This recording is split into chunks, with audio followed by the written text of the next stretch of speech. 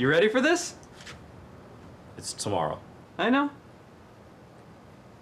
See you tomorrow. I'm early. Sue me.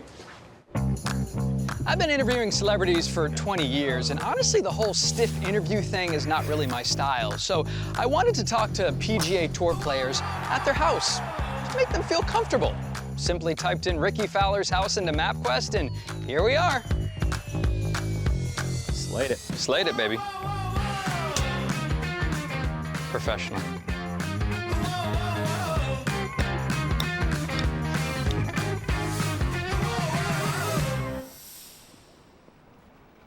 My brother, Rickie Fowler. I've known you 10 years, and we've never done an interview together. How is that possible? I just tried to avoid it as best I could. Well, I kind of felt it. What do you think it is? It's just a nerves thing? Yeah, I get a little intimidated being around you. We have so many memories. I'm a California guy now. We're down here in Jupiter, and your beautiful home has basically created some very special moments, something called the 5th of July. For the viewers watching, Rick, what is the 5th of July? So everyone knows about the 4th of July, and that's, pretty expected that, everyone likes to celebrate and enjoy, but started at the old house, and as you know, everyone was there hanging for the 4th of July, and then we just carried it on over and turned the 5th of July into kind of our holiday. It was a beautiful celebration. That was great. Did anybody ever wear a mankini? There were multiple. Multiple. Yes. Those were the days, man. Yeah, that was before any of us were married, kids. I was married, but... Well, things have definitely evolved since then. We're more mature. No. No, I was just saying that for camera. Yeah, we have a few other responsibilities now. The responsibilities are pretty special. Got to spend some time today with Maya. Yep. And seeing you as a dad, father to father, is one of the coolest things ever. How do you feel like fatherhood's changed you? Obviously helps continue to put things into perspective. Friends and family have always been a priority of mine, and then you start throwing kids into the mix, and it helps you realize that there's a lot bigger things in life than just the day-to-day grind or golf or whatever it may be. When your family's doing well and healthy and your friends are good, that's really all you need. When kids start saying, Daddy and Mommy, and they're running towards you, and you're like, holy cow, I'm a parent. Do you still have those moments where you have to remind yourself, this is my life right now. I'm a dad. I'm a freaking dad. Yeah, and that's your main job. Yeah. Golf secondary, right? Yeah, obviously continuing to build a relationship with your wife, but being a dad as well, and seeing Maya's reaction and how she, lights up whenever she either sees, Allison or me. It really kind of makes it feel like nothing else matters. There's something about a dad with his little girl. It's very special. I don't have a boy, but my sister has twin boys, have plenty of friends that have little boys. But I feel like there's something with a little girl that just pulls a little harder at you. Let's go talk about golf. I appreciate you having me here. There's so much specialty to being in your life during your off season. Yeah, well, with the stay, you did show up a day early, so kind of felt obligated to host you. How much golf will you play when you don't have to play golf? I love to play, so it's rare that I go, say, more than a week without touching a club. But on top of that, when there is that, time at home when we're not playing for a bit, that's the time to get in the gym and try and get some work done there. Well, what a beautiful setup you got here, man. I'm thinking about all the memories, the things that you've allowed me to come to. I think about going to Grove Club and casually just playing golf, and a group in front of us happens to be Michael Jordan.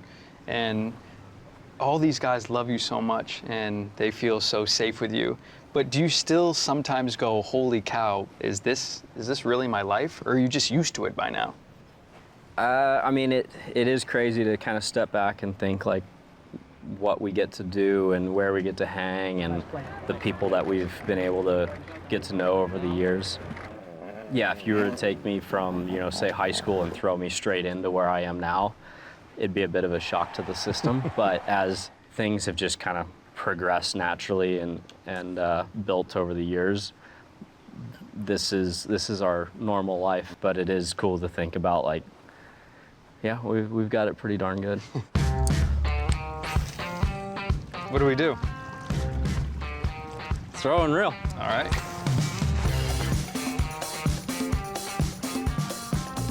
And what are we trying to catch here? Probably snook or jack. Okay. Is it true that sometimes you and your wife don't want to talk about golf during the tournament? Like if you're leading on a Saturday night, in that car ride, you don't want to be talking about the next morning. Is that accurate? Yes and no. I think everyone's different. I think some guys talk more about it. But yeah, everyone deals with nerves or expectations differently. I feel like I'm not getting any bites. Well, it is called fishing, not catching, so. Okay. It's good.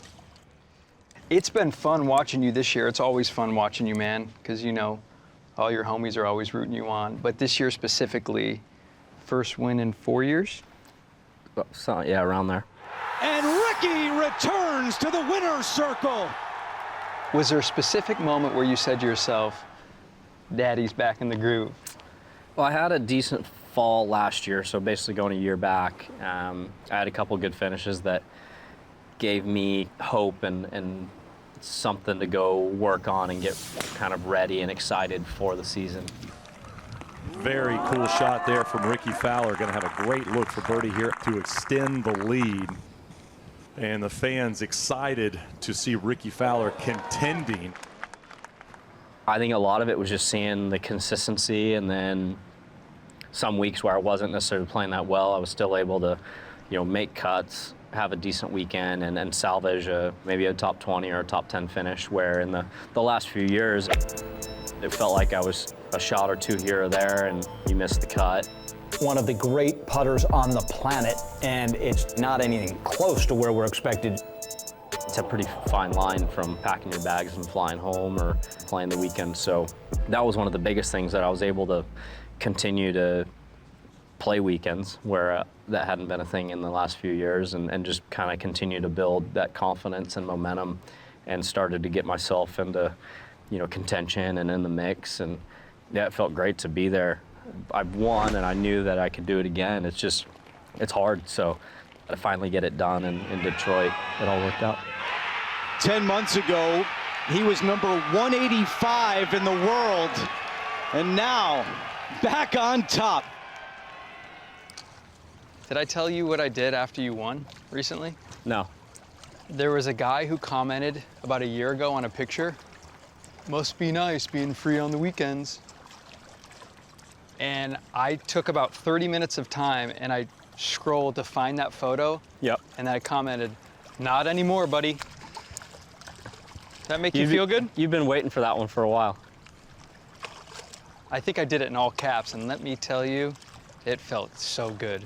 You just had to get it off your chest. No, I had to. How come that stuff bothers me more than it bothers you? I try not to look at it. You okay? Yeah, you're good. You're right there. Now that you've had some time to process the Ryder Cup, what's the takeaway? Bummer on my part, I was sick the week before, and then felt like I got back into a good spot, and then with the travel over there, I got sick again. As far as looking at the teams, we got outplayed.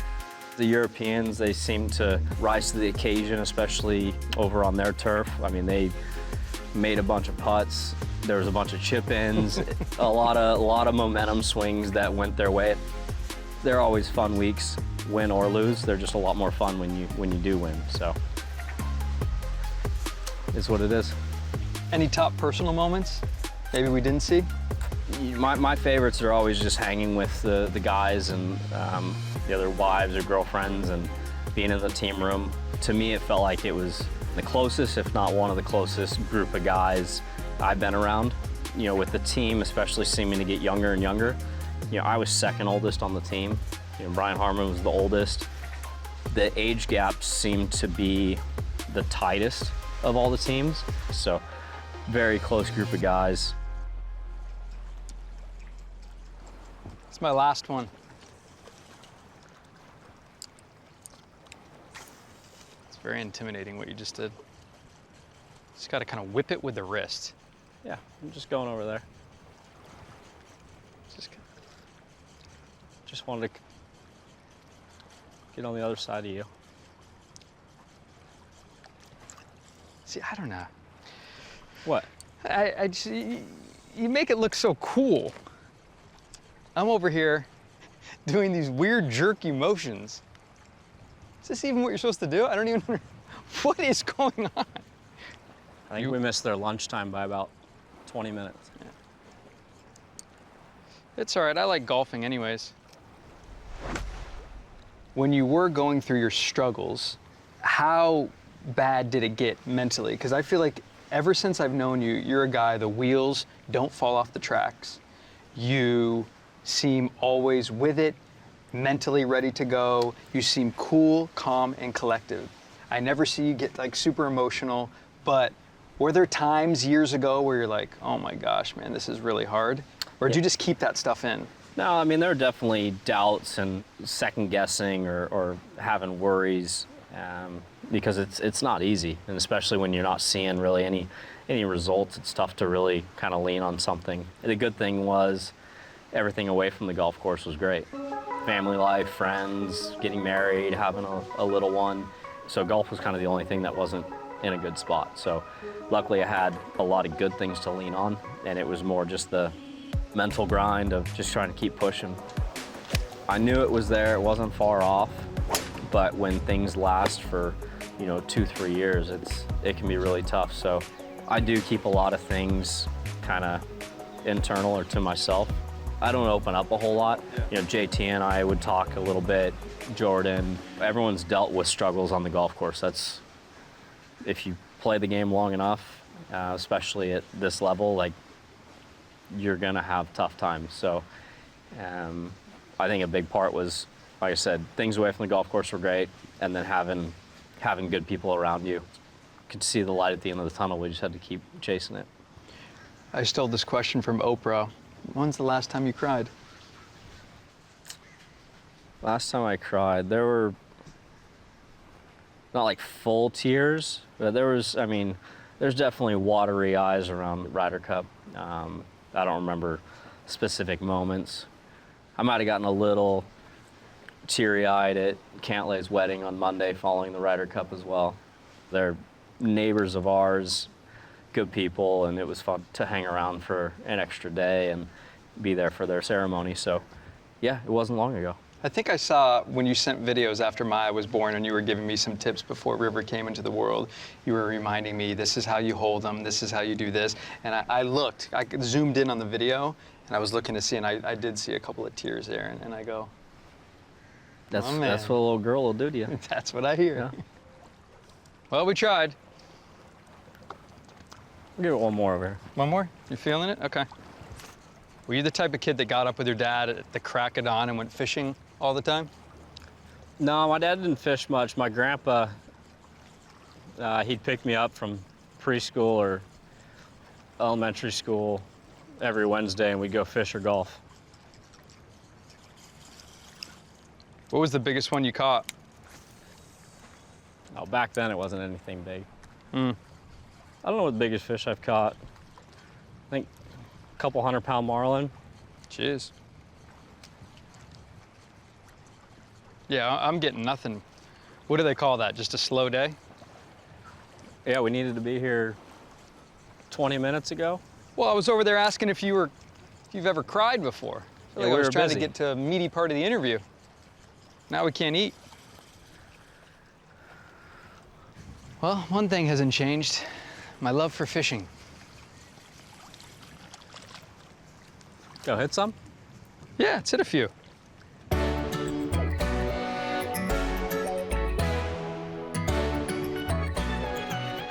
Your house, your rules. Fishing didn't work out. What do you want to do? We'll have a little, well, I guess this is a little longer than a chip. We got like I think you chose, you're wanting back pin. Yeah, back pin. A little more room. Works. Not too much penalties involved. Yeah, so we're about 30 yards, so a little more of a pitch, Okay. if you will. And you get one opportunity, and I get. I get one. How about I get two? Okay, you get two. I haven't hit a ball. Okay, I haven't either. You're a professional. I get 3 to 4. I have to get 4. You get 4. Okay.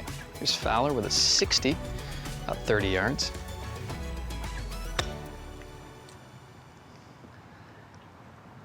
Soft. Softly. Okay. Just off the back. Moves a little bit, hey? Pretty straight.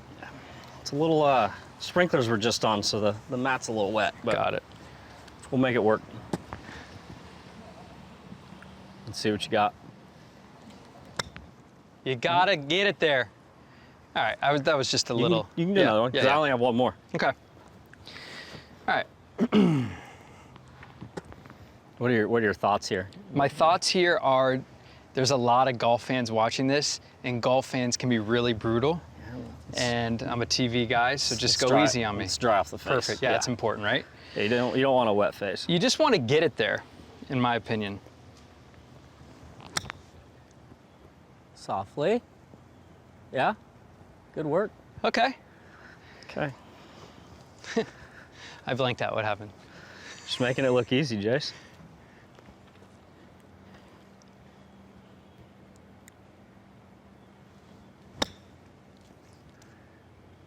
Ooh. Soft. Took a little bounce. Softly. A little long again.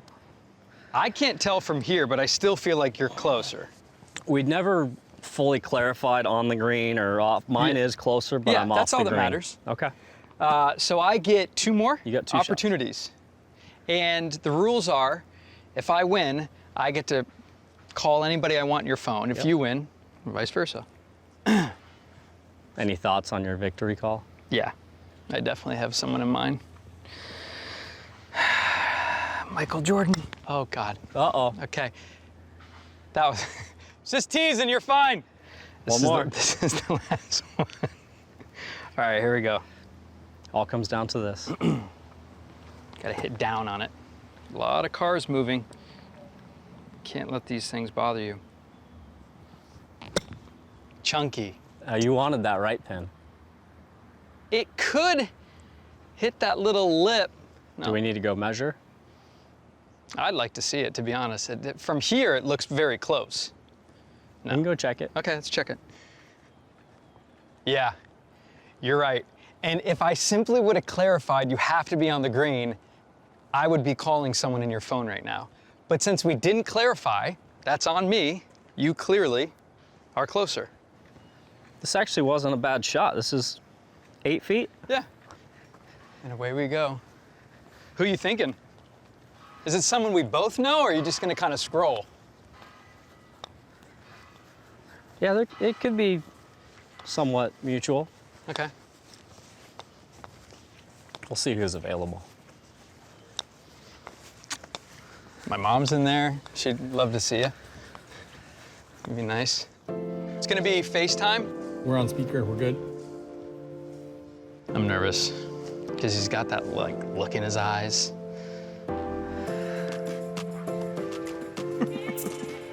Janny, Jill, Justin. Call JT's mom. Isn't he in Italy? Yeah, but it's fine. Okay.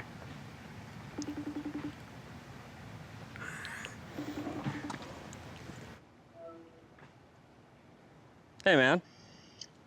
Hey, man. Hey, Jace. We're just hanging out. Hey, guys. Some of our friends are here. I lost a bet, and we were doing a chipping contest, about 30 yards. I got 4 opportunities. He got 2. Who do you think won? Rick. Yep. Just barely. Yep. And he had one phone a friend. He could pick anybody in my phone, and he picked you while you're in Lake Como. Well, you know what? I guess you didn't tell Rick that we've already FaceTimed like 6 times today, so he probably should have picked someone different, right? Yeah. Well, I wanted to check in and see how things were going over there. Oh, okay. Well, no, that's fair. That's fair. Yeah, it's all good. About to go to dinner here in a few. Look, guys, I got this new jacket while I was in Italy. I like that. Beautiful. Who are you wearing? 11T, it's called. Okay. Ciao bello. I like it. I mean, dress up the t-shirt. Yeah, it dresses up the t-shirt. You can go anywhere. Yeah, Rick, you know all about that. We love a good t-shirt with a nice dinner, so. The most we can dress down, the best. But if you'd be my second guest, it'd be my honor. Oh my gosh, I would love to. Anytime I can follow Rick in anything, it's a good thing for me. Just not the last few years, but this one will be good. Ciao bello, I love you, buddy. Thank you, man. You guys. All right, love you, bro. Have fun. I'll talk to you guys like for real later. Okay, get Yeah. the house ready. I'm coming over. Love y'all. See you, bro. Bye. I swear I'm leaving right now, especially after I got my next guest, but you don't let a lot of people do this.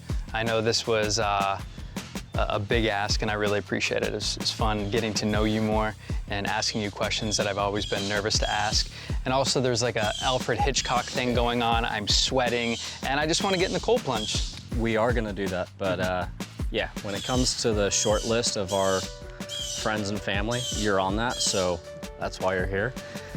Glad we can make it work, other than this bird that just wants to annoy us. But yeah, you've got to get home. You have a little girl on the way. Uncle Ricky, love you, buddy. Love you, man. Thank you so much. All right, we'll see you episode 2, JT. Perfect. Hopefully they have less birds Yeah. over there. What are the odds, right?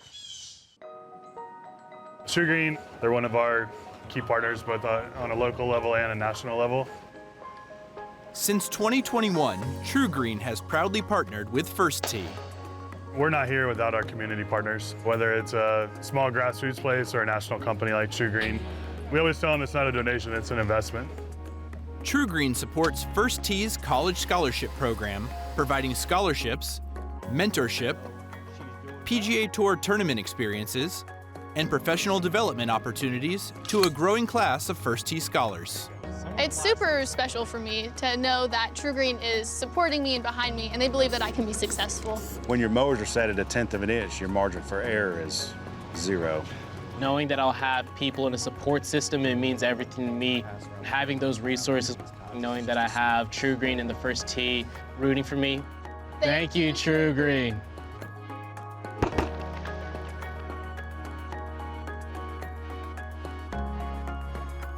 Hey guys, thank you so much for watching. If you enjoyed it, click right here to watch more.